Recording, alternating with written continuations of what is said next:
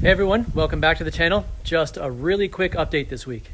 So you can see I've got stuff starting to kind of pile up everywhere. The only new part for this week is this Blox 5/8 inch plenum spacer.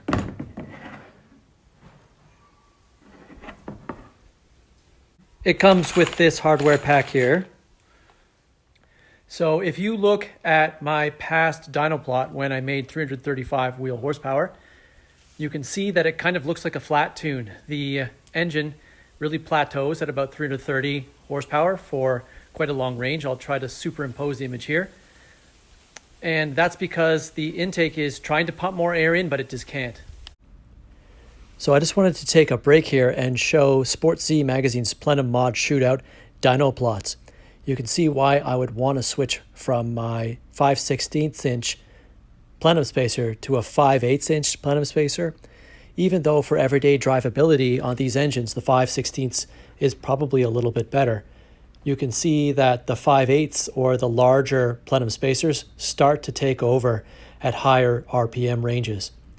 And because my engine can actually rev much higher than 6,600 RPM if given the chance, it's probable that a much larger plenum spacer will do much better.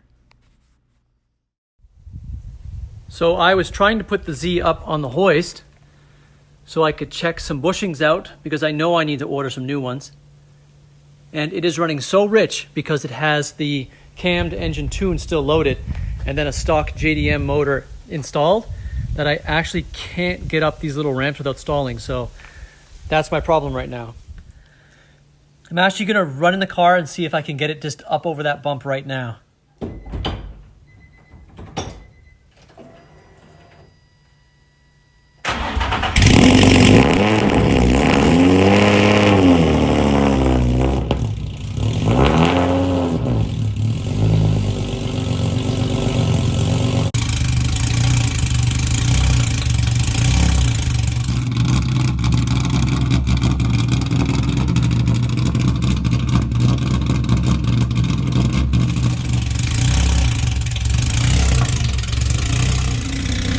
So it was just flooded because it's running so rich. Even with the stock engine installed, it's crazy loud. You can hear it's not running very well right now. However, I had to kill it because it was just running so badly.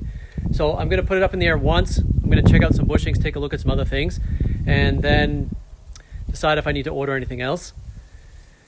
And I'm hoping I get to load it in the trailer soon, take it in to start getting worked on because everyone else is already out on the track and I'm still kind of sitting here in pieces. So I'll just put it up in the air right now and see what it looks like.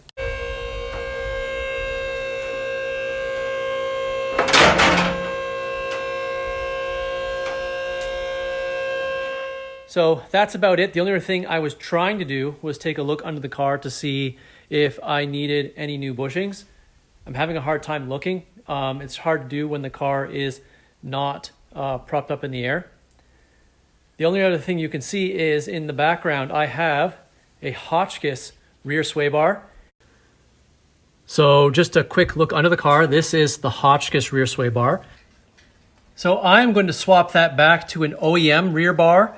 I prefer a car that has a lot of rear grip. And so I was compensating for the rear sway bar being too stiff by running too much rear aero, and that was increasing drag. So I'm hoping that by swapping back to this stock sway bar, I can run less rear wing and increase the straight line speed, but keep most of the rear cornering grip that I like.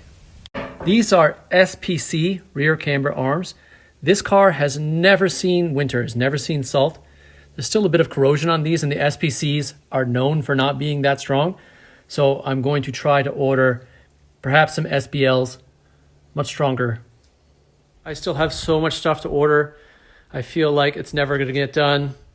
Everyone else is already getting it on track. You can see the snow is melted.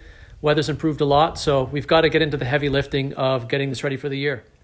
Okay, so I just wanted to make a quick video for this week. I guess that's about it. We'll see you next time.